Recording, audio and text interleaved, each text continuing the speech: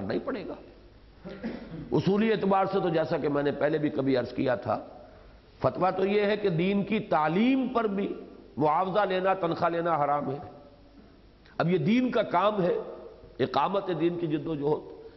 اب کوئی شخص اگر یہ سوچے کہ میں اس کے لیے اپنی تنخواہ کیسے لوں، تو گاڑی کیسے چلے گی؟ سب لوگ اپنے اپنے دھندوں میں مصروف رہیں اور تو پھر یہ گاڑی کون چلائے گا؟ تو مجبوراً، جیسے کہ حضرت ابو بکر رضی اللہ تعالیٰ عنہ نے بھی شروع میں ریزسٹ کیا کہ کوئی وظیفہ اپنا وہ نہیں چاہتے تھے، حضرت عمر نے مجبور کیا کہ یہ امت کا کام کون کرے گا؟ آپ یہ اپنے ہاتھ کے اوپر کپڑے کے تھان ڈال کے باہر نکل گئے ہیں اور بیچتے پھر رہے ہیں کپڑا، کیونکہ وہ تو بہت بڑے تاجر تھے لیکن سارا سرمایہ تو اپنا انہوں نے ختم کر دیا تھا۔ اب جب خلافت کا وقت آیا تو کیا تھا؟ ان کے پاس کچھ بھی نہیں، جیسے کوئی بہت بڑا بزاز، کوئی بہت بڑا جو ہے کاروباری، لیکن اب شروع دوبارہ کرے گا تو کہاں سے کرے گا؟ وہ چند تھان کپڑوں کے انہوں نے اپنے ہاتھ پر ڈالے اور نکلے باہر اس کو بیچنے کے لیے، ہیں خلیفۃ المسلمین۔ تو حضرت عمر نے کہا کہ یہ آپ کریں گے تو کیسے؟ یہ امت کا کام کون کرے گا جس کے امیر بنائے گئے؟ تو پھر وہ مجبوراً انہوں نے تسلیم کیا، پھر وہ جو ہے ان کا جو روزینہ مقرر کیا گیا بیت المال سے یہ آپ کو ملے گا۔ تو یوں سمجھیے کہ یہ چیز ایک بنیادی ضرورت بھی ہے، لیکن اس میں قباحتیں بھی ہیں۔ وہ قباحتیں جماعت اسلامی میں خاص طور پر جس درجے میں آ گئیں، اس کے اسباب کو ہمیں اچھی طرح سمجھنا چاہیے تاکہ ہم اس سے بچ سکیں۔ ہمیں ان کو اس وقت جو ہے بدنام کرنے کے لیے نہیں یہ بات کرنی ہے، اپنے لیے آئندہ کے لیے رہنمائی۔ پاکستان میں جماعت اسلامی نے جو طریقہ کار اختیار کیا، اس کے جو نتائج برآمد ہوئے، ان سب پر ایک سیر حاصل بحث تحریک جماعت اسلامی کے حصہ اول میں کی جا چکی ہے، لیکن موضوع زیر بحث کا تقاضا ہے کہ اس کے چند مزید گوشوں کو روشنی میں لایا جائے۔ پاکستان میں جماعت کے کام کی تیز رفتاری اور اس کے تیزی کے ساتھ وسعت پذیر ہونے کے یہ نتائج تو ظاہری ہیں کہ نہ نئی بھرتی کے لیے سابقہ معیار قائم رکھا جا سکا اور نہ نئے آنے والوں کے لیے تربیت کا خاطر خواہ اہتمام ہو سکا، لیکن عواقب کے اعتبار سے اس کا سب سے زیادہ خطرناک نتیجہ جو برآمد ہوا وہ یہ تھا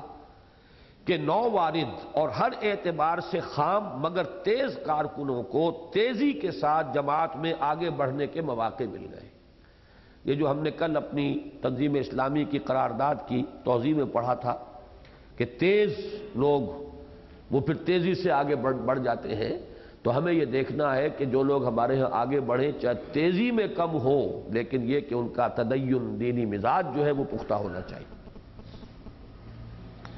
اول تو جو لوگ جماعت کے سیاسی دور میں جماعت میں شامل ہوئے، ان کی ذہن کی ساخت اور مزاج کی افتاد میں فطری طور پر شروع ہی سے سیاست کا رنگ غالب تھا۔ پھر تیزی سے بڑھتی ہوئی ضروریات کے تحت جب جماعت کی سول سروس توسیع پذیر ہوئی تو اس میں ایک فطری ضرورت کے تحت وہ لوگ کھپائے گئے جو جماعت سے تعلق کی بنا پر سرکاری ملازمت سے علیحدہ کیے گئے، سرکاری ملازمتوں سے علیحدہ کیے گئے۔ اب جوش جماعت کی وجہ سے سرکاری ملازمت سے نکال دیا گیا، اب اسے کھپانا بھی ہے، اس کے لیے معاش کا بندوبست بھی کرنا ہے۔ گویا کہ تقاضا صرف یہ نہیں رہا کہ جماعت کو ایک ضرورت ہے تو اس کے لیے ہم دیکھیں کہ کسی شخص میں صلاحیت مطلوبہ ہے یا نہیں، بلکہ یہ ہے کہ جماعت کے رکن ہونے کے جرم کی پاداش میں جو حکومت کی ملازمت سے نکال دیا گیا، اب اسے کھپانا بھی تو ہے نا۔ اس سے وہ معیار اور نیچے آیا۔ سمجھ رہے ہیں بات کو؟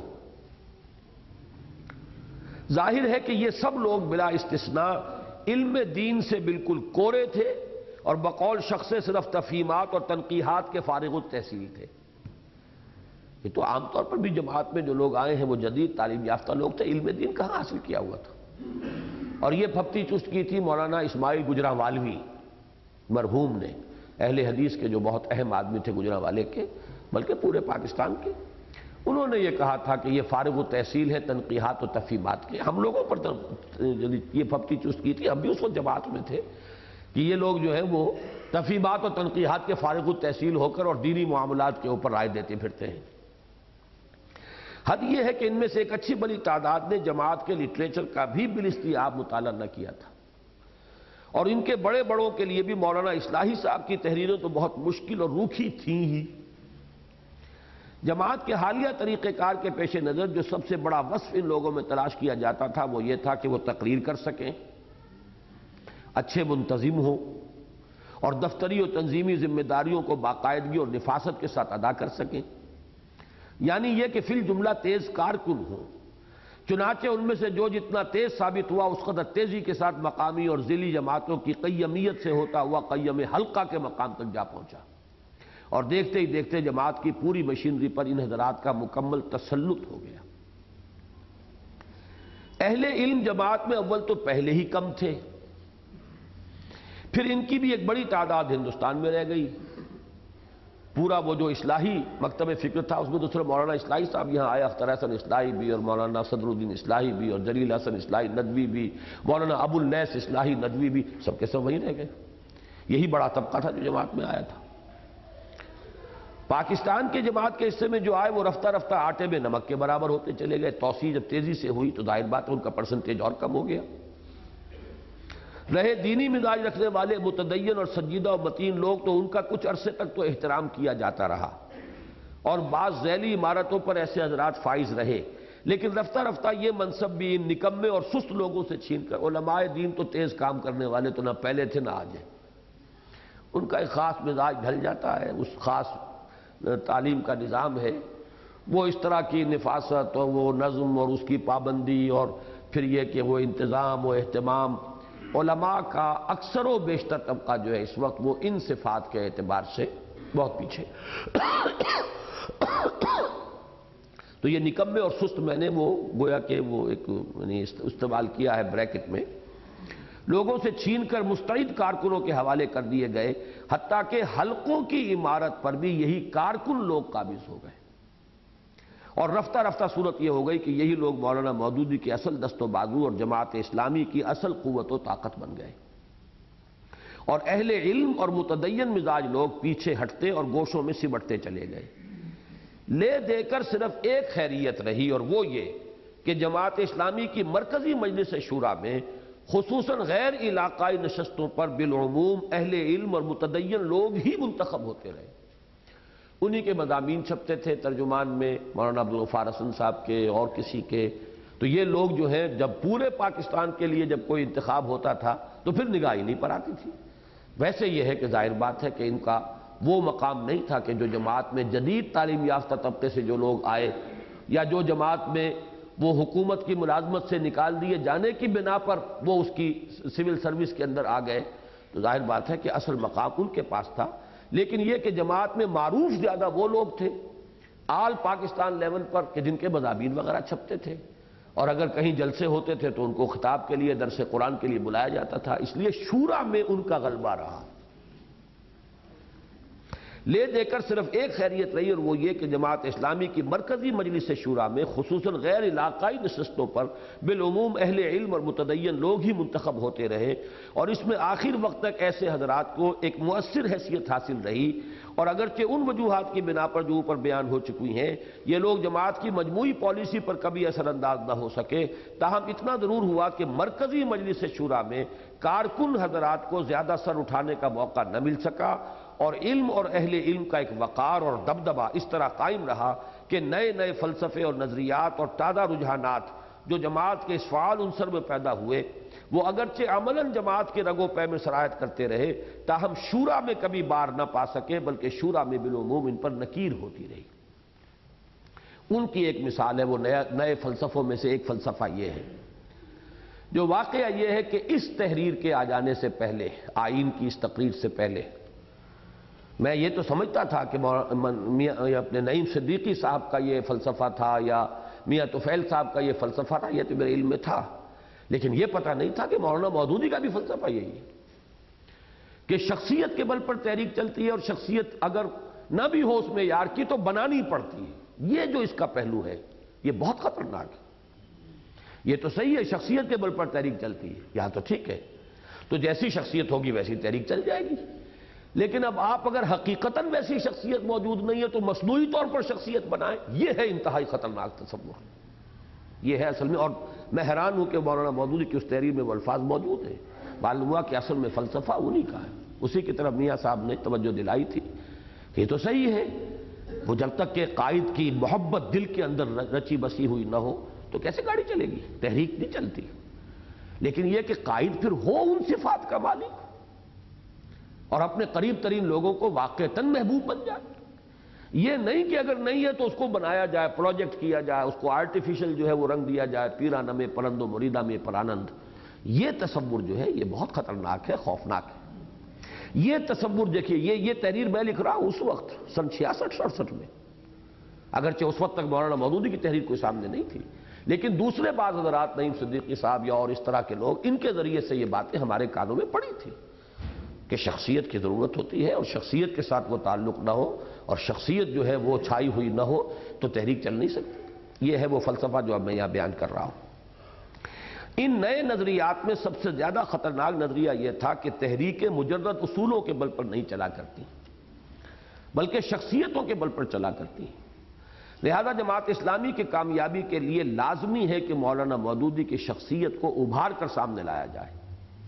اس خیال نے خاص طور پر اس وقت بہت زور پکڑا جب سن 51 میں سابق صوبہ پنجاب میں جماعت کو انتخابات میں بری طرح شکست ہوئی اور کارکن حضرات کے حوصلوں اور امنگوں کو زبردست دھچکا لگا۔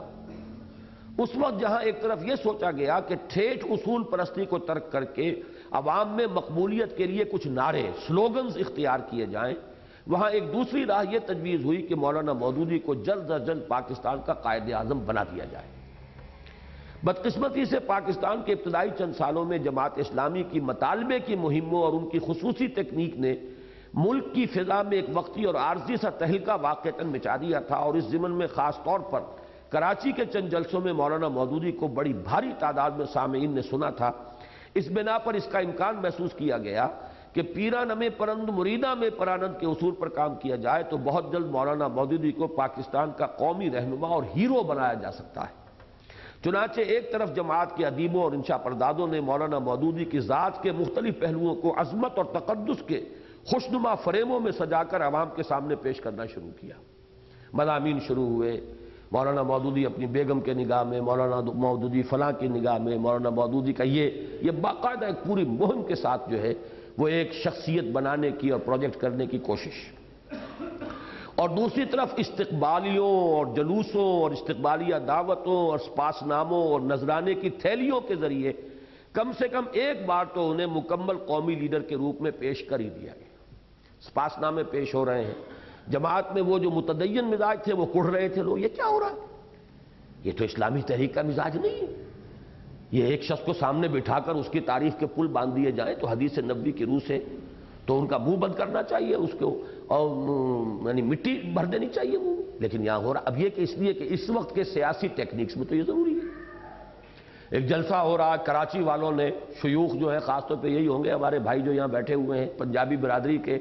انہوں نے تھیلیاں پیش کرنی شروع کی۔ معلوم ہوا کہ اب یہ تھیلیاں پیش ہو رہی ہیں جیسے کہ دنیا میں دوسرے لیڈروں کو ہوتی ہیں۔ یہ سارا ایک وہ مرحلہ تھا کہ جس میں یہ فلسفہ کام کر رہا تھا کہ جب تک وہ ساری ٹیکنیکس ہم اختیار نہیں کریں گے تو یہ صرف اصولوں اور نظریوں اور اپنی دعوت اور اس کے بل پر یہ کام ہونے والا نہیں ہے۔ جماعت میں اس نئے رجحان نے پرانے سنجیدہ اور متدین لوگوں کو سخت پریشان کر دیا، اور ان کی جانب سے اس قسم کی سرگرمیوں پر ناپسندیدگی کا اظہار شروع ہوا۔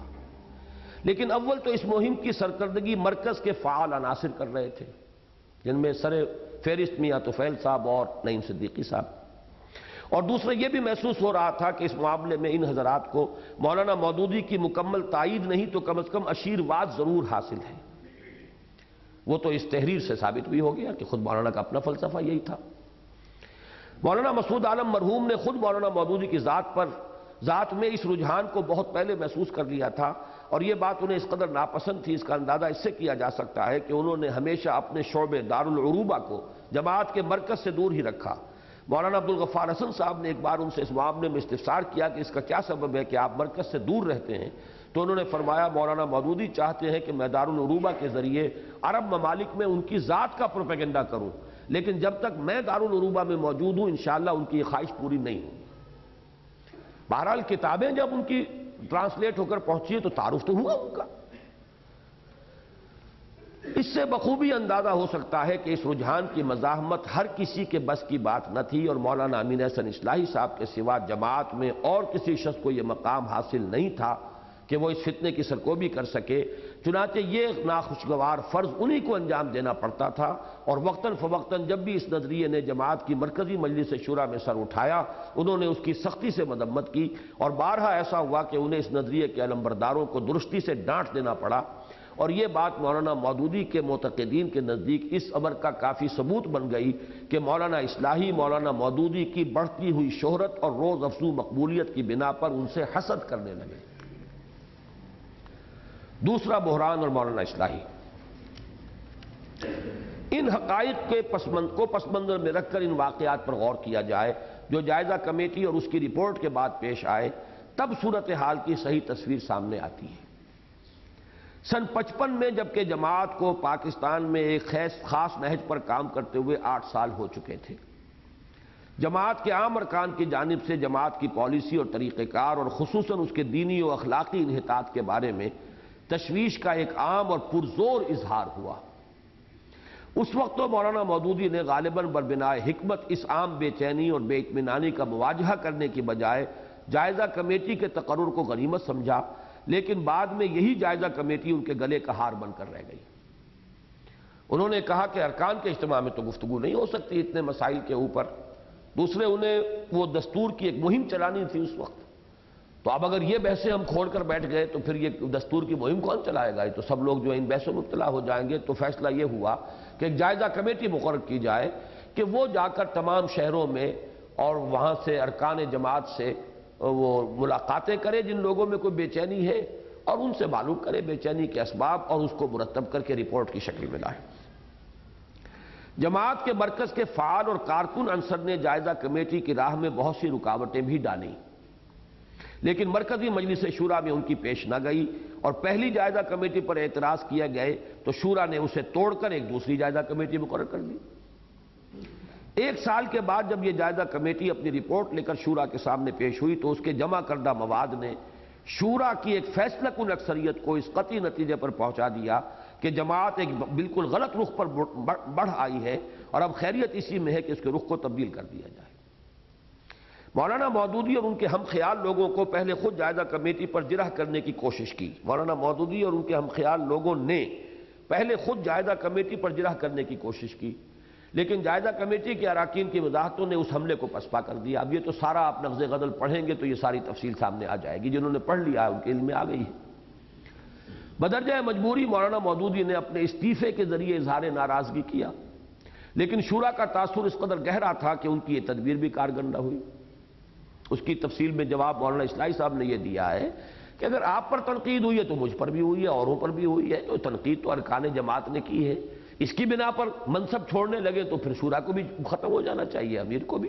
ہمیں تو فیس کرنا ہے سچویشن کو، اور جہاں واقعی ہم سے غلطیاں ہوئی ہیں، کوئی خرابیاں، ان کا علاج کرنا ہے، تو استعفیٰ دینے سے تو مسئلہ حل نہیں ہوگا۔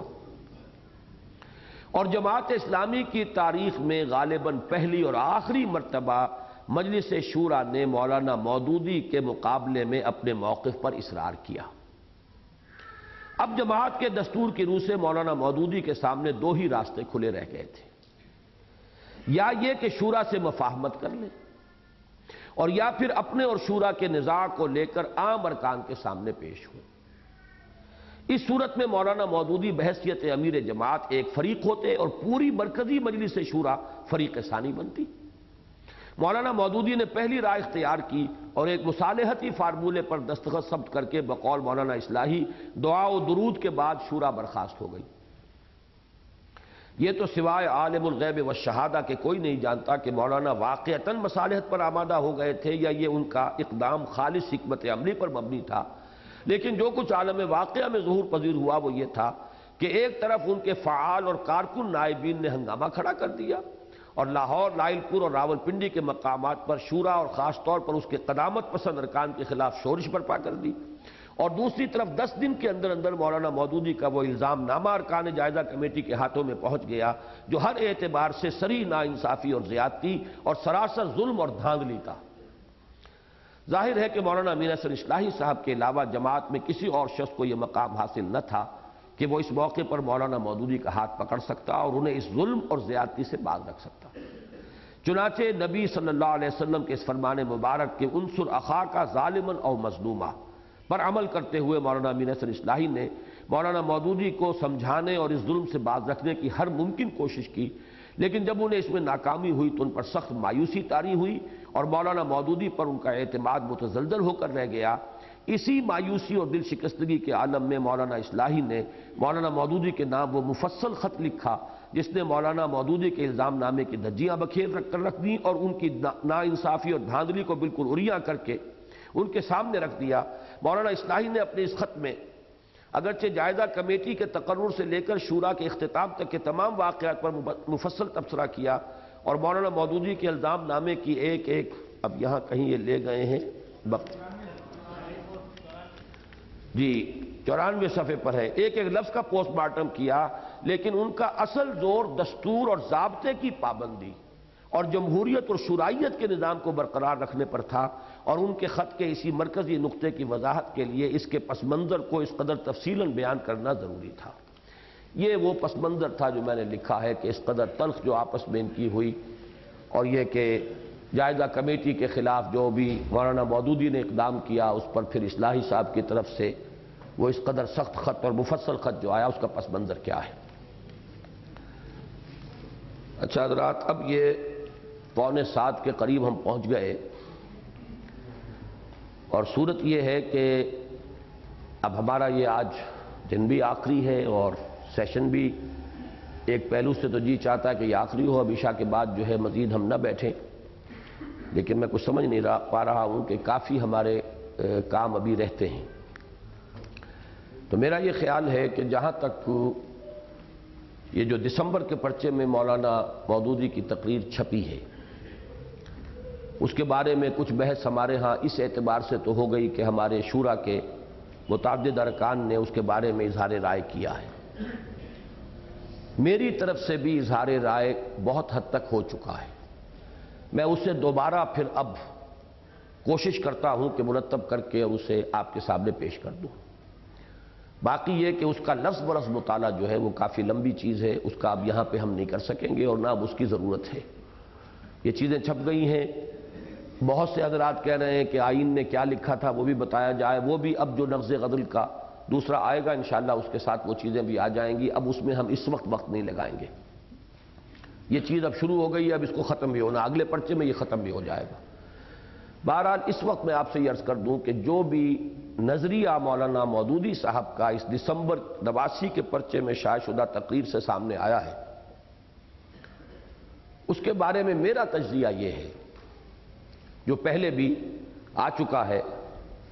کہ میرے نزدیک ایک انقلابی اسلامی تحریک کے داعی یا امیر کے لیے آئیڈیل پوزیشن وہی ہے جو مولانا مودودی کے ذہن میں تھی، اور وہی ہوگی تو تحریک آگے چلے گی۔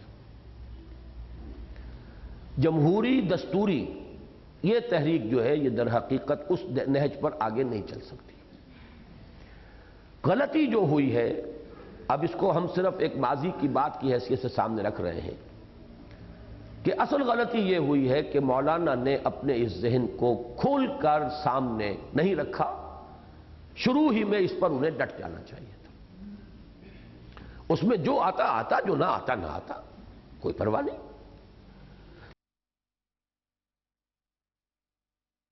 پھول کے اوپر وہ بڑھتی اور اس میں اس طریقے کے حوادث نہ ہوتے۔ ان کا ذہن یہی تھا،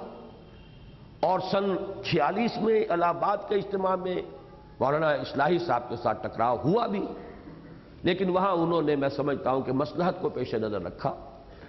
اور اس وقت یہی سمجھا کہ چونکہ باقی علماء جا چکے، پہلے ہی مولانا علی میاں بھی گئے، مولانا منظور نعمانی گئے، جعفر شاہ پھلوار بھی گئے، ایک اور مدراس کی طرف کے ہوتے تھے صبغت اللہ صاحب، وہ گئے، یہ لوگ چلے گئے، تو اب میرے پاس رہ کون گیا ہے؟ تو جو بھی معروف علماء میں سے صرف مولانا اصلاحی صاحب تھے۔ اب اگر اس ایشو پر وہ بھی چلے جاتے ہیں تو جماعت کا جو وقار بنا ہے اس کو دھکا لگے گا، لہذا انہوں نے اس وقت مصالحت کر لی۔ اب یہ معاملہ ہوتا ہے نیت کا، انہوں نے دین کے لیے مصالحت کی، انہوں نے تحریک کی مصلحت کے لیے مصالحت کی، یہ اپنی جگہ پر ہے، لیکن یہ کہ میرے نزدیک انہیں اپنے اس ذہن کو کھل کر اور کھول کر سامنے رکھنا چاہیے تھا، اور پھر جو جاتا جائے، جسے ساتھ چلنا ہے وہ ساتھ دے۔ اس پر اگر چلتے تو اس قسم کا ہنگامہ نہ ہوتا، ایک آدمی چلا جاتا، دو آدمی چلے جاتے، لیکن یہ ہے کہ اس قسم کا ہنگامہ جو ہوا ہے سن 56-57 میں، اور جماعت اسلامی کی تقریباً اس وقت کی شورا جو ہے اس میں بہت مؤثر ترین لوگ جو بھی آل پاکستان لیول پر جو بھی جانا پہچانا جاتا تھا وہ جماعت سے علیحدہ ہو گئی۔ یہ پہلو جو ہے یہ بہت بڑا دھکا لگا اس جماعت کو، اور جیسا کہ میں نے اس پرچے کے تذکرہ تبصرہ میں لکھا ہے، دوسرے پہلو اس کے اور بھی ہیں۔ در حقیقت جیسے سانپ ایک کیچلی بدل لیتا ہے، اس وقت در حقیقت جماعت نے اپنی نوعیت کو تبدیل کر لیا ہے۔ حکمت عملی کا فلسفہ، صحابہ کرام کے بارے میں خاص نقطہ نظر اس کے بعد سے جو جماعت میں آیا ہے، اور یہ جو پھر کتاب چھپی ہے خلافت و ملوکیت، یہ تمام چیزیں در حقیقت مربوط ہیں کہ جماعت کا جو بنیادی فلسفہ ہے اس میں کچھ بالکل نئے ٹرینڈز ہیں جو اس کے بعد سے شامل ہوئے۔ وہ تو اگر وقت ہوا تو پھر اس کو بعد میں لکھوں گا، ورنہ ابھی تو صرف نقض غزل ہی کے تک میں نے وعدہ کیا ہے کہ میں اس کو پورا کروں گا۔ تو پہلی بات تو یہ ہے کہ اصولاً آئیڈیل حیثیت میں میرے نزدیک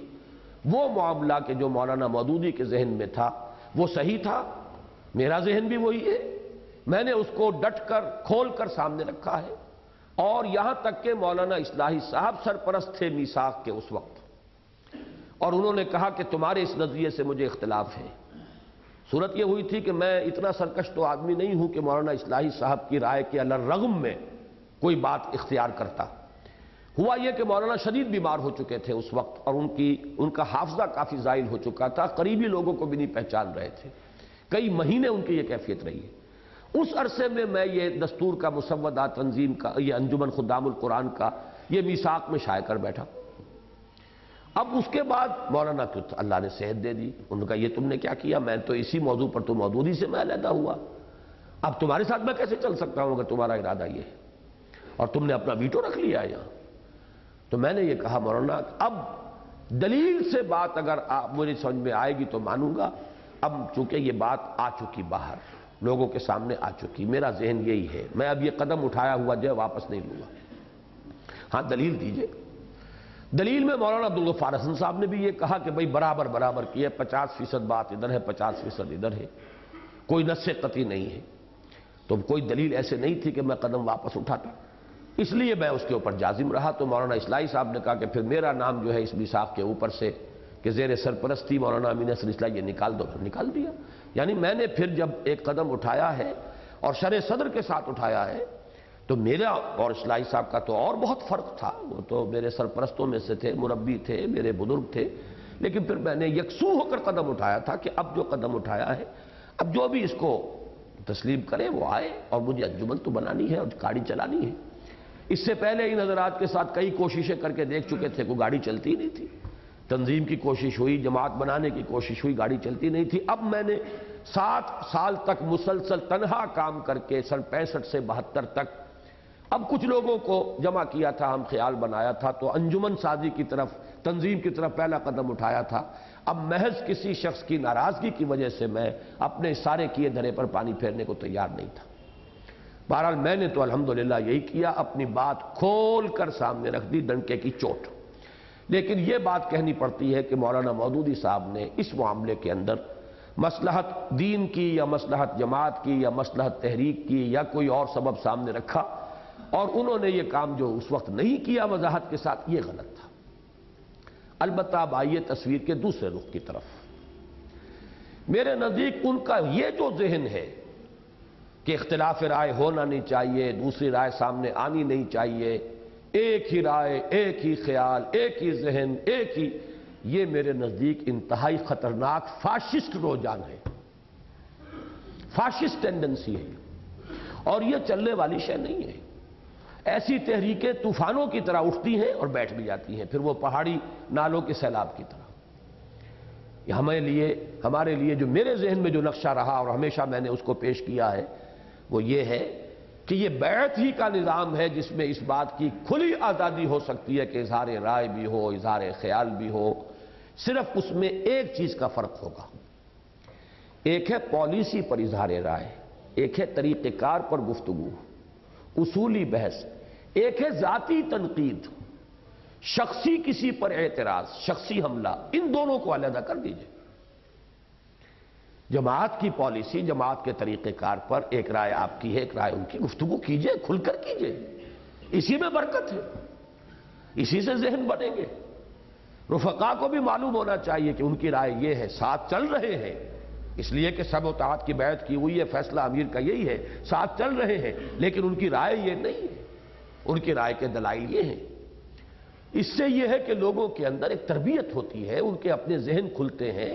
ان کی اپنی سوچ جو ہے پروان چڑھتی ہے، ان میں استعداد پیدا ہوتی ہے، ورنہ تو یہ ہے کہ وہ ٹھٹر کر رہ جائیں گی صلاحیتیں، کارکن اچھے بن جائیں گے، ایک وقت میں تیزی سے کام کرنے کا جو آپ کا کوئی ٹارگٹ ہے وہ تو اچیو کر لیں گے، لیکن یہ در حقیقت یہ جماعتی زندگی کے لیے یہ سم قاتل ہے، در حقیقت یہ ہے در حقیقت تصویر کا دوسرا رخ۔ تو یہ دو چیزیں جو متضاد ہیں، جو میں نے آج صبح بھی عرض کیا تھا کہ ایک طرف یہ معاملہ ہے کہ انسان کی سرشت میں ہے اختلاف، لوگوں کے ذوق مختلف، لوگوں کے مزاج مختلف، ذہن مختلف، سانچے مختلف، اور دوسری طرف یہ ہے کہ یہ بھی ضروری ہے کہ کام کرنا ہے، اور اس کے اندر یہ ہے کہ قدم قدم پر رکاوٹ آ رہی ہو تو وہ تو پھر کام کیسے چلے گا، گاڑی کیسے چلے گی، گاڑی ناکنگ کرے گی، آگے کوئی سفر آپ طے ہی نہیں کریں گے۔ ان دونوں کو در حقیقت دو متضاد تقاضوں کو اگر پورا کیا جا سکتا ہے تو صرف بیعت کے نظام میں کیا جا سکتا ہے اور کہیں نہیں کیا جا سکتا، اس لیے کہ بیعت میں یہ طے ہوتا ہے کہ ہم آپ کی اطاعت کریں گے، الا یہ کہ آپ شریعت کی حدود سے باہر ہو جائیں، یہ ہے پہلے جو عہد ہوتا ہے۔ اب اس میں ظاہر بات ہے کہ آدمی پہلے سے ایسس بھی کرے گا کہ میں اس آدمی کے ساتھ یہ عہد کر بھی سکتا ہوں کہ نہیں۔ تھوڑے لوگ آئیں گے، زیادہ نہیں آئیں گے، یا لوگ اچھی طرح دیکھیں گے، ٹھوک بجائیں گے، پھر آئیں گے، یوں تو نہیں آ جائیں گے۔ جبکہ اس دوسرے طریقہ کار میں لوگ سمجھتے ہیں ہمارا معاملہ ہمارے ہاتھ میں ہے، چلو، جیسے اصلاحی صاحب نے کہا اس وقت مولانا منظور نعمانی صاحب وغیرہ سے کہ آخر ہم لوگ بھی تو ہیں، ہمارے بھی اختیار ہے، ہماری بھی پالیسی چلے گی، لیکن نہیں، اس بیعت کے نظام میں جو شخص آئے پہلے پوری طریقے سے دیکھ لے اس شخص کا ذہن، اس کا مزاج، اس کی سوچ، اور یہ کہ وہ کم سے کم معیار جو ضروری ہے اگر وہ پورا اترتا ہے تو ہاتھ میں ہاتھ دے، لیکن پھر یہ طے کر لے کہ اب فی المعروف سم و طاعت کا عہد ہے، البتہ اختلاف کریں گے، رائے دیں گے، رائے دینا جو ہے یہ تو لازم ہے، اختلاف کے مواقع پیدا کرنا بہت ضروری ہے، اختلاف کے اظہار کے مواقع پیدا کرنا ضروری ہے، اسی سے تربیت ہوتی ہے۔ اگرچہ اس میں فرق یہ ہوگا دو باتوں کا جو میں نے عرض کیا کہ ایک تو یہ نہیں کہ ہر جگہ تنقید ہو رہی ہے، بلکہ یہ کہ اس کے کچھ چینلائز کیا جائے، اس کو مواقع پورے فراہم کیے جائیں، یہ بھی نہ ہو جو جماعت اسلامی میں ہے کہ صرف ارکان کے اجتماع میں، وہ بھی آل پاکستان اجتماع، جو پتہ نہیں کتنے سالوں کے بعد ہو، کبھی 8 سال بعد ہوتا، کبھی 10 سال بعد، 14 سال بعد، کبھی اب 6 سال بعد ہوا ہے، اور پھر یہ کہ اس میں تو موقع نہیں ہوتا، اس میں کوئی جلسہ عام بھی ہوں گے، اس میں کوئی ریلی بھی ہوگی، کوئی اپنا جو ہے لوگوں کے سامنے جو بھی ایک پکچر لانی ہے اس کے لیے، تو ارکان کا اجتماع جو ہے جو اس مرتبہ ہوا وہ تو خیر بہت کم ہوا ہے، پہلے اس سے زیادہ ہوتی تھی میرا نزدیک یہ کہ گنجائش، لیکن یہ کہ آخر کتنا ہوگا اس میں، اگر کئی ہزار آدمی ہو تو کیا اظہار خیال ہو سکتا ہے، لیکن اس کے لیے ہم نے الحمدللہ کہ اپنے نظام میں جیسا کہ میں آپ کو بتا چکا ہوں، ہم نے یہ طے کیا ہے کہ 4 دن کا کم سے کم اجتماع تو ہوگا ہی صرف اس لیے کہ لوگ اظہار رائے کریں اور جو چاہے آئے کریں، اور ہم صرف لسنر ہوں گے، بیٹھ کر سنیں گے اور کچھ نہیں، میں بھی اور میرے قریب ترین ساتھی بھی، اس کے لیے موقع فراہم کیا، وہاں آئے۔ ابھی چونکہ یہ گاڑی چلی نہیں ہے پورے طور پر، لہذا اس کی برکتیں سامنے نہیں آئی ہیں، لوگوں نے اس کی اہمیت نہیں سمجھی ہے،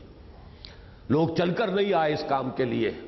تھوڑے لوگ آئے، لیکن یہ کہ جب یہ گاڑی چلے گی اور یہ پورا کا پورا معاملہ سامنے آئے گا تو معلوم ہوگا اس کی بڑی برکات ہے۔ اس اعتبار سے اس کا ایک پروسیس مقرر کرنا کہ کہاں کوئی بات کرنی ہے یہ دوسری بات ہے، ایک یہ ہے کہ آپ اس کو اس طریقے سے گلا گھونٹ دیں کہ کہیں بات کرنے کا امکان ہی نہ رہے، اور دوسری بات جیسا کہ میں عرض کر رہا تھا وہ یہ ہے کہ پالیسی اصولی بات یہ اور ہے اور ذاتی تنقید اور محاسبہ یہ اور ہے، اس میں زمین و آسمان کا فرق ہے۔ نجوہ جسے قرآن مجید میں کہا گیا وہ در حقیقت اس دوسری چیز کا نام ہے، ذاتی تنقید کرنی ہے تو اس کے لیے ہمارے دین کا جو نظام ہمیں دیا گیا ہے وہ یہ ہے کہ پہلے تو اس شخص معین سے بات کیجئے، ضرور ہو سکتا ہے اس کے پاس کوئی ایسی ایکسپلینیشن ہو کہ جو آپ مطمئن ہو جائیں، اس سے پہلے کسی اور سے بات آپ نے کی ہے تو اخلاقی طور پر بہت بڑا جرم کیا، جس شخص سے متعلق ہے اس سے بات ہی نہیں کی آپ نے، آخر اس کا امکان ہے کہ نہیں کہ وہ کوئی وضاحت پیش کرے اور آپ مطمئن ہو جائیں، اور آپ نے اس سے پہلے جراثیم کسی اور کے دل میں بھی ڈال دیے، تو یہ جراثیم تو ملٹی پلائی ہوتے ہیں، پھر اس کے تو اثرات پیدا ہوتے ہیں۔ یہ اخلاقی جرم بھی ہے اور جماعتی جرم بھی ہے۔ اس سے بات کر کے اگر آپ مطمئن نہیں ہوئے، فرض کیجئے وہ عام رفیق ہے، تو آپ جو نقیب ہے اس کو مطلع کیجئے۔ اب آپ کی ذمہ داری ختم ہو گئی، اب آپ نے ذمہ دار آدمی کو مطلع کر دیا۔ نقیب ہے تو امیر کو مطلع کیجئے، مقامی کو۔ یہاں آپ سمجھیے کہ میں نے اپنا فرض کر دیا، اب اس کی ذمہ داری ہے۔ وہ مقامی امیر ہے تو امیر کو مطلع کیجئے۔ لیکن یہ کہ اس کے علاوہ ادھر ادھر کرنا، یہ در حقیقت نجوا ہے، یہ فساد ہے، یہ غیبت ہے، یہ ہے کہ جو اصل میں تباہ کن شے ہے۔ اس چینل کو جو ہے تھرو پراپر چینل اس کو بڑھانا ہوگا۔ اور فرض کیجئے کہ وہ امیر جماعت کا معاملہ ہے، باقی سب کے لیے تو جو امیر جماعت ہے جس سے آپ نے بیعت کی ہے، ظاہر بات ہے کہ وہ گویا کہ فائنل اتھارٹی ہوگا کہ وہ آپ کی بات جو ہے اس پر اس کی ایکسپلینیشن کال کرے، پھر اگر وہ مطمئن نہیں ہوتا تو اسے خارج کرے اگر ایسی نوعیت کی کوئی بات ہے، یا یہ کہ وہ اپنی وضاحت کرے گا، توبہ کرے گا، رجوع کرے گا، اصلاح کا وعدہ کرے گا تو معاملہ ٹھیک ہے۔ فرض کیجئے کہ یہ معاملہ امیر جماعت ہی کا ہے، تو اس سے بھی پہلے بات آپ کی کرنی ضروری ہے۔ اس سے پہلے اگر آپ نے کہیں باہر بات کر دی ہے تو وہ پھر وہ خیانت بھی ہے، غیبت ہے۔ اس سے بات کر کے بھی آپ مطمئن نہیں ہوئے تو اب آپ کا فرض ہے کہ آپ اجتماع کے اندر اس کو بیان کریں۔ اس کے لیے جو بھی ہم نے پروسیس رکھا ہے اس کو لائیں، شورا کے ذریعے سے۔ شورا کے اجتماع میں محاسبے پر کوئی پابندی نہیں۔ اگر شورا کا رکن میرے بارے میں کوئی بات کہنا چاہتا ہے وہاں کہے گا، اور اسی طریقے سے اگر عام آدمی جو شورا کا رکن نہیں ہے وہ کہنا چاہتا ہے تو وہ اس شورا کے اندر کرے گا، ایکسٹینڈڈ شورا۔ اس لیے اس میں ہم نے یہ طے کیا ہے کہ اس میں اور کسی کے بارے میں بات نہیں ہو سکتی ذاتی سوائے امیر جماعت کے۔ امیر حلقہ ہے تو اس کی شکایت آپ کو امیر جماعت کو پہنچانی ہے، امیر تنظیم کو۔ امیر مقامی ہے تو اس کی شکایت آپ کو امیر حلقہ تک پہنچانی ہے۔ نقیب ہے تو اس کی امیر مقامی تک پہنچانی ہے۔ لہذا باقی سب کے لیے تو چینل وہاں موجود ہے، ضرورت نہیں ہے کہ آپ وہ آل پاکستان اجتماع میں کھڑے ہو کر وہ بات کریں۔ البتہ اگر امیر کے بارے میں ہے تو پھر آپ اس کو وہاں ایکسٹینڈڈ شورا کے اندر بیان کریں، تاکہ آپ کو پتہ چل جائے۔ آپ فرض کیجئے ایک شخص سمجھتا ہے کہ یہ دھوکہ دے رہا ہے یہ ہمیں، یہ تو بڑا دنیا دار آدمی ہے، یہ تو بہت غلط کردار والا آدمی ہے، لبادہ اس نے اوڑھا ہوا ہے بہت دینداری کا اور نیکی کا اور اللہ تعالیٰ کی راہ میں جہاد کا، تو آپ کا فرض ہے یہ کہ آپ اس شخص کا جو ہے وہ جو بھی آپ کی معلومات آئی ہیں انہیں اپنے ساتھیوں کے سامنے بیان کیجئے۔ تو یہ ہے در حقیقت معاملہ کس کا؟ جو انفرادی معاملات ہوں، ذاتی کوئی خرابیاں ہوں، کوتاہیاں ہوں، ان پر تنقید کا وہ چینل ہوگا۔ البتہ جہاں تک پالیسی، اس میں آپس میں گفتگو کیجئے، کھل کر کیجئے۔ ہم تو چاہتے ہیں کہ ہو، کھلی فضا ہو۔ یہ کیا ہے کہ یہ بات نہ ہو تو پھر تو ذہن بند ہو جائیں گے۔ اور یہی بات میں آپ کو بتا دوں کہ اصل میں اسی دلیل نے خراب کیا جماعت اسلامی کو اس وقت سن 56-57 کے اندر، کہ طے یہ ہو گیا تھا جب مولانا مودودی اور شورا کے درمیان یہ مسئلہ ہو گیا، اور اس کے بعد مولانا نے جائزہ کمیٹی کے خلاف جو ہے وہ قدم اٹھا لیا۔ اب سیدھی سی بات یہ تھی کہ وہ ارکان کے اجتماع کے اندر سارا معاملہ آنا چاہیے۔ میں نے مولانا اصلاحی صاحب سے اس زمانے میں ایک بات کہی، یہ سب آ جائیں گی اب نقض غزل کی دوسری قسط میں۔ میں نے ان سے کہا کہ مولانا اب آپ کو کھڑے ہونا چاہیے ووٹ آف نو کانفیڈنس لے کر مولانا مودودی کے خلاف، جو خط وہ آپ لکھ چکے ہیں اس میں تو اب آپ کا اعتماد نہیں ہے مولانا پر۔ لہذا جو آپ نے دستوری جمہوری اتنی محنت کر کے جو دستور بنایا تھا اس دستور کا تقاضا پورا کریں۔ تو جواب یہ دیا مولانا، جو ہمارے کسی ایک رفیق نے ایک بات کہی ہے بڑی پیاری، وہی بات مولانا اصلاحی نے کہی تھی، یہ جماعت صرف مولانا مودودی کی قیادت میں چل سکتی ہے، کسی اور شخص کی قیادت کو یہ قبول کر ہی نہیں سکتی۔ تو میں نے کہا پھر یہ سارا آپ نے دھندا کر کے اور دستور بنوایا اور اس کے اندر یہ پیج در پیج فارمولہ کائے کے لیے کیا حاصل ہوا اس کا؟ یا چنا کن یا چنی، یا تو اس راستے پر چلنا ہے تو پھر اس کے تقاضے پورے کیجئے، ورنہ سیدھے سیدھے بیعت کیجئے ان کے ہاتھ پر۔ اسی دلیل کے تحت آ گئے تھے مولانا ظفر احمد انصاری، وہ زندہ ہیں ابھی الحمدللہ، انہوں نے ان دونوں کو اس پر آمادہ کیا اور تمام لوگوں نے دباؤ ڈالا کہ یہ جماعت کی تربیت اس نہج پر نہیں ہوئی ہے آپ کے ارکان کی، کہ وہ اس کو برداشت کر سکیں کہ ایک طرف مولانا مودودی کھڑے اور ایک طرف مولانا اصلاحی کھڑے ہو، جماعت سپلٹ ہو جائے گی، ختم ہو جائے گی۔ لہذا پھر مصالحت کا فارمولہ ہوا ماچھی گوٹ میں، اور مصالحت چل سکتی نہیں تھی، ذہن بالکل جدا ہو چکے تھے۔ سارا جو صورتحال ماچھی گوٹ کی جو خراب ہوئی ہے وہ اس وجہ سے ہوئی ہے۔ تو بات دراصل یہ ہے کہ یا تو وہ جمہوری اور دستوری جو نارمز ہیں دنیا کے پھر ان کو اختیار کیا جائے. جو یہاں پہ گڑبڑ ہوئی وہ یہی ہے کہ وہ بنایا تو گیا ہے وہ جمہوری اور دستوری،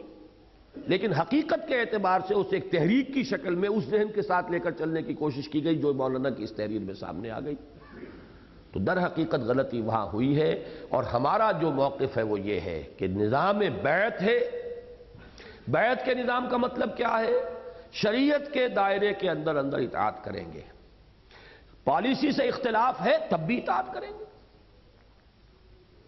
ہم یہ نہیں کہتے کہ آپ زبان بند کر لیں، مت بولیں، ساتھیوں سے بھی بات کریں. لیکن یہی میں کہا کرتا ہوں، اس کو آج پھر نوٹ کر لیں کہ در حقیقت اس نظام کو لے کر چلنا جتنا یہ آئیڈیل ہے، جتنا اعلیٰ ہے، اتنا ہی مشکل بھی ہے. اس کے لیے اس ذہنی اور مزاجی تربیت کی ضرورت ہے کہ آپ اس کے خوگر بن جائیں کہ اطاعت ایک طرف ہے اور رائے ایک طرف ہے. اطاعت میں کمی نہ ہو، آپ کے متحرک ہونے میں کمی نہ آئے، آپ کے کام کے جذبے کے اندر کوئی سرد مہری نہ آئے. اس لیے کہ جی ہماری بات تو چلتی نہیں، ہماری بات تو مانتے نہیں. جب تک کہ آپ نے جو عہد کیا ہے، جب تک کتاب و سنت کے نصوص سے باہر معاملہ نہیں چلا گیا، اس وقت تک اطاعت میں کوئی کمی نہ آئے، سرگرمی میں کوئی کمی نہ آئے، ڈسپلن کی پابندی میں کوئی کمی نہ آئے. اگر یہ ہوتا ہے تو پھر مریض ذہنیت ہے. پھر اس کو اگر پختہ کر لیں، اس عادت کو پکا کر لیں، تو پھر قطعاً کوئی حرج نہیں ہے. کھلی گفتگویں ہوں، کھلی بحثیں ہوں، باتیں کی جائیں پالیسی کے بارے میں، نقطہ نظر کے بارے میں، طریقہ کار کے بارے میں. قطعاً کوئی حرج نہیں. اس میں برکت ہی برکت ہے، اس میں رحمت ہی رحمت ہے. اس میں بعض حضرات تو اختلاف کرتے ہیں، اختلاف و امتی رحمت ان پر، کہ یہ حدیث شاید ضعیف ہے، صحیح نہیں ہے. لیکن یہ ہے کہ بہرحال اختلاف جو ہے، جیسا کہ میں نے عرض کیا، انسانی سرشت میں ہے. اس کے لیے ہیلدی چینلز فراہم ہو جائیں تو ہی در حقیقت بہتری ہوتی ہے، ورنہ حبس ہو جاتا ہے، پھر ایکسپلوژن ہوتا ہے، پھر جذبات میں تناؤ پیدا ہو جاتا ہے، پھر اس سے خرابیاں بہت بڑے پیمانے پر ظاہر ہوتی ہیں. ہونا یہ چاہیے کہ اس کے لیے ہیلدی چینلز ہوں، اور وہ چیز واقعتاً جماعتی زندگی کے لیے رحمت بن جاتی ہے. ایک نقطہ نظر ہے، ایک شخص کے ذہن پر سوار ہو گیا ہے، وہ چل رہا ہے، خلوص کے ساتھ چل رہا ہے، لیکن ہوتا یہ ہے کہ ایک جذبے کے اندر ایک دوسرا پہلو نظر انداز ہو گیا، بڑے سے بڑے آدمی نظر انداز کر جاتے. تو اس طریقے سے اس کے سامنے جب دوسرے چینل سے بات آتی رہے گی، اس کے معتمد ساتھی جن کے خلوص پر، اخلاص پر اسے اعتماد ہوگا، جو ویسے اس کے ساتھ مسلسل کام کر رہے ہیں، کہیں ڈھیلے نہیں پڑے ہیں، تو آخر ان کی بات سے کیسے، کوئی پتھر تو نہیں ہوتا آدمی کہ اس کے اوپر کوئی اثر نہ ہو. پتھر کے اوپر بھی بوند بھی پڑتی رہتی ہے تو سوراخ ہو جاتا ہے اس میں. تو یہ خود بخود اس کے اثرات جو ہے وہ پیدا ہوتے ہیں. اور اس میں میں چاہتا ہوں، در حقیقت میں نے پہلے بھی کئی مرتبہ بیان کیا ہے کہ کانگریس کی تنظیم، میں اس اعتبار سے اس کو بہت ہی اہم سمجھتا ہوں کہ کانگریس کی تنظیم میں یہ کھلی اجازت تھی، بلکہ بلاکس بھی بنتے تھے وہاں، فارورڈ بلاک. سبھاش بوس جو تھے وہ فارورڈ بلاک کے آدمی تھے. ان کے نزدیک یہ جو گاندھی جی کی ٹھنڈی ٹھنڈی پالیسی تھی یہ بالکل پسندیدہ نہیں تھی. وہ بڑے تیز آدمی تھے، ریولوشنری آدمی تھے، فارورڈ بلاک تھا. لیکن یہ ہے کہ جب ورکنگ کمیٹی کا اجلاس ہوتا تھا، اس کے اندر کھلی گفتگویں ہوتی تھی، ڈٹ کر بحثیں ہوتی تھی، فیصلہ ہو جاتا تھا، پھر اس پر عمل ہوتا تھا. لیکن اسے کوئی معیوب نہیں سمجھتے تھے کہ ان حضرات کی رائے وہ ہے یا ان حضرات کی رائے وہ ہے. کوئی بات نہیں، کرتے جائیے، فیصلہ وہاں ہوگا جہاں پر کہ ورکنگ کمیٹی کا اجلاس ہو رہا. تو یہ چیز در حقیقت اگر کسی تحریک کو عوامی بننا ہے، اس کے لیے ضروری ہے کہ اختلاف کے جو چینلز ہیں ہیلدی ہو، اوپن ہو، اظہار رائے کی آزادی ہو، سوچ بچار پر قدغن ہو، نہ اپنی رائے کے اظہار پر قدغن ہو. صرف اس فرق کے ساتھ پھر نوٹ کر لیجئے، نمبر 1، ذاتی معاملات و واقعات کا مسئلہ علیحدہ، اصولی بحث طریقہ کار اور اس کے بارے میں معاملہ علیحدہ. یہ دونوں مختلف چیزیں. اصولی بحث میں بھی بحثیں کیجئے، گفتگو کیجئے، لوگوں کو اپنی رائے کا ہم خیال بنائیے. یہ کنوینسنگ نہیں ہے، یہ نجوہ نہیں ہے، قطعاً نہیں. آپ دین کے لیے ایک تحریک کے اندر شامل ہوئے ہیں، اس دین کے لیے ہی آپ کی ایک رائے ہے، خلوص کے ساتھ ہے، تو آپ کو موقع ملنا چاہیے کہ آپ اسے پیش کریں. روکنے کا کیا سوال ہے؟ اور آپ اس کے لیے لوگوں کو گفتگو میں ہم خیال بنائیں، کوئی حرج نہیں ہے. لیکن یہ کہ جب تک وہ رائے بدلتی نہیں ہے، جس کے ہاتھ میں ہاتھ دیا ہوا ہے اس کے جو فیصلہ ہے اس کی اطاعت میں کمی نہ آئے. ایک تو یہ کہ اس میں تو بیلنس کرے گی یہ شے کہ اس کے خوگر بن جائیں، اس کے عادی بن جائیں، تب یہ ہے کہ قطعاً کوئی نقصان نہیں ہوگا۔ جو مولانا نے لکھا اس میں کہ تو انتشار ہو جائے گا، پھر اسی میں وقت گزر جائے گا، پھر جذبہ نہیں رہے گا، پھر میں اس کو نہیں مانتا، بلکہ یہ کہ اس سے برکات ان دی لانگ رن، اس سے بہت سے خیرات، بہت سی بہتری، بہت سی برکات ظاہر ہوں گی۔ البتہ جیسا کہ میں عرض کر چکا ہوں، جو ذاتی معاملات ہیں، واقعاتی معاملات ہیں، کسی پر ذاتی تنقید ہے، کسی کے کسی عمل پر، کسی کے رویے پر، اس کے لیے وہ چینل ہے۔ اگر وہ امیر تنظیم کا معاملہ ہے تو اس سے براہ راست بات کیجئے، آپ مطمئن ہو جائیں، فبہا، نہ ہو تو اگر آپ رکن شورا ہے تو شورا کے اجلاس کے اندر بیان کیجئے، اگر نہیں ہے تو وہ ایکسٹینڈڈ شورا کا جو نظام ہے اس کے اندر بیان کیجئے۔ اگر آپ کے نقیب کا معاملہ ہے، امیر کو بتا دیجئے، عام رفیق کا معاملہ ہے، نقیب کو بتا دیجئے، امیر کا معاملہ ہے مقامی کا، امیر حلقہ کو بتا دیجئے، امیر حلقہ کا معاملہ ہے، امیر کو بتا دیجئے، پھر سمجھیے میری ذمہ داری ختم ہے۔ اب میں کوئی خدائی فوجدار نہیں ہوں، خام خواہ اپنے آپ کو اپنے اوپر وہ ذمہ داری اوڑھ لینا جو ہے وہ بھی زیادتی ہے۔ میں خدائی فوجدار نہیں ہوں، جو ذمہ دار تھا اسے میں نے بات پہنچا دی۔ اب کوتاہی وہ کرتا ہے کوئی تو وہ اس کی ذمہ داری، اللہ کیا وہ جواب دے گا۔ البتہ امیر کا معاملہ ہے تو پھر جیسا کہ میں نے عرض کیا، یا شورا اور یا پھر وہ ایکسٹینڈڈ شورا۔ اگر آپ عام رکن ہیں، عام رفیق ہیں، وہاں جائیے، شورا کے رکن ہیں تو آپ کے لیے کھلا موقع ہر 3 مہینے کے بعد ملے گا۔ ایک تو یہ چیز تھی کہ جس کو میں یہ سمجھتا ہوں کہ اس تحریک کے لیے جہاں تک وہ قائد کا معاملہ، وہ جمہوری وموری معاملہ وہاں نہیں چلے گا، وہاں وہی بیعت کا نظام جو ہم نے اختیار کیا، یہی مولانا مودودی کا ذہن تھا، لیکن افسوس کہ وہ اسے بروئے کار نہیں لا سکے۔ لیکن چونکہ ذہن وہی تھا، مزاج وہی تھا، عمل اسی طریقے پر کرتے رہے، اسی سے یہ تصادم پیدا ہوا ہے کہ جس نے اس طرح کی تکلیف دہ صورت اختیار کی۔ اور دوسری طرف جیسا کہ میں نے عرض کیا، اب دیکھیے اس میں نیچرلی یہ ہوگا، جس معیار کی شخصیت ہے اسی معیار کے لوگ آئیں گے جو اسے سمجھتے ہیں کہ یہ ہمارے لیے قابل قبول ہے۔ اب اسے آرٹیفیشل رنگ روغن لگا کر اس کی شخصیت کو بنانا اور سنوارنا اور اس کو کچھ اور لوگوں میں پروجیکٹ کرنا، یہ تو انتہائی خوفناک ہے۔ یہ تو جرثومہ بھی اگر کسی کے ذہن میں ہے اس تصور کا تو وہ میرے نزدیک بہت ہی قابل مذمت ہے۔ بلکہ اس کے برعکس ہونا یہ چاہیے کہ جتنا کچھ ہو آدمی اس سے بھی کم ہی اس کے لوگوں کے سامنے آئے۔ یہ بڑا فتنے کا دور ہے اور اس میں 100 طرح کے فتنے جو ہیں وہ سامنے آتے ہیں۔ وہ تو ایک تو انتہا وہ ہے نا جو علامہ اقبال کے بارے میں مولانا مودودی کی رائے ہے کہ وہ ملامتی تھے، وہ تو دوسری بات ہے، لیکن یہ کہ آدمی فرائض کا پابند ہو، جس کے بارے میں کہ ہے شریعت میں کہ فرض جو ہے وہ علی الاعلان ہونا چاہیے، باقی کا معاملہ جو ہے وہ اس کا اور اس کے رب کا ہے،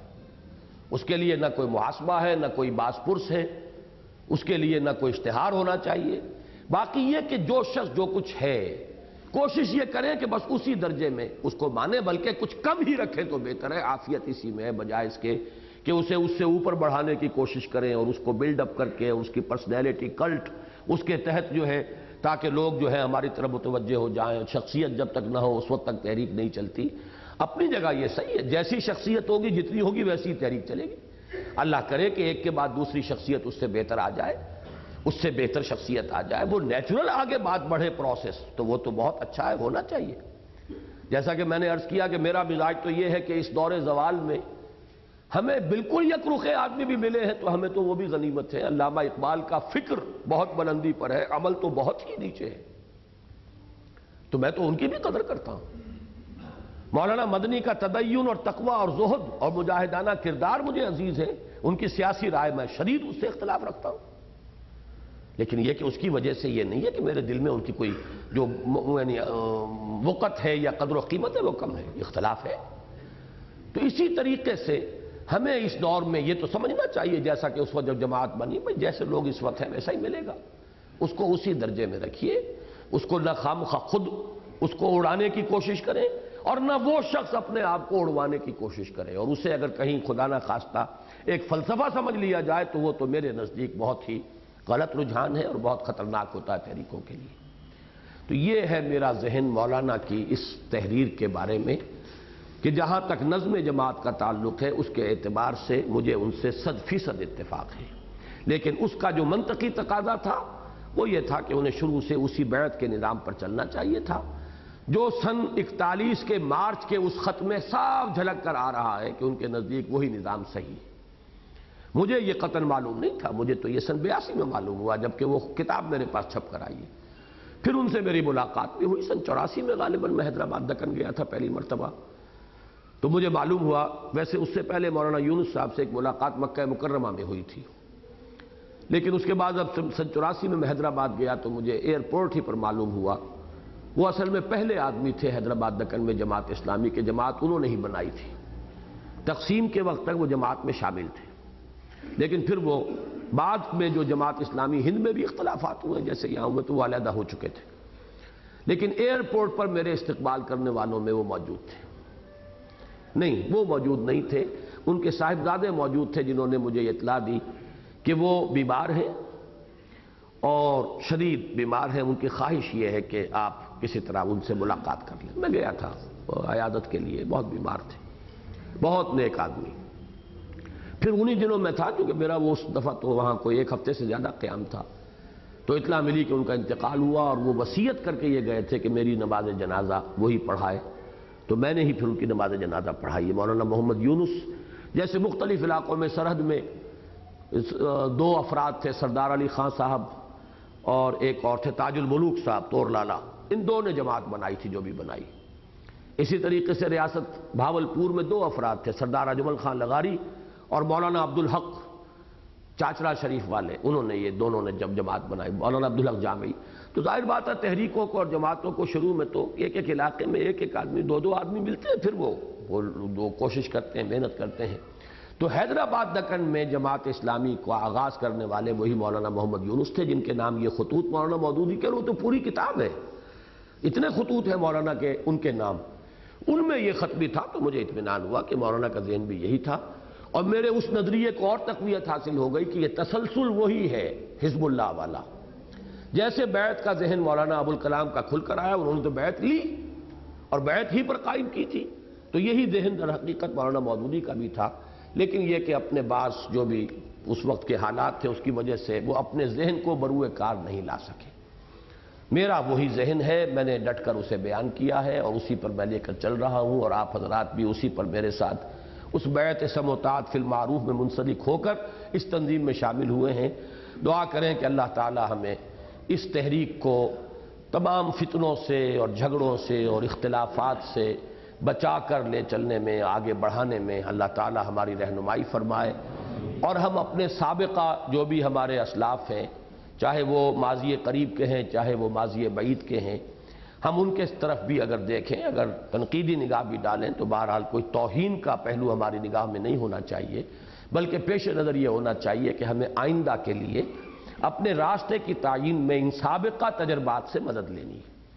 اور ہمارا یہ تسلسل چونکہ سب سے زیادہ نزدیکی جو ہے وہ جماعت اسلامی کی اس تحریک کے ساتھ ہے، لہذا اس کا مطالعہ جو ہے میرے نزدیک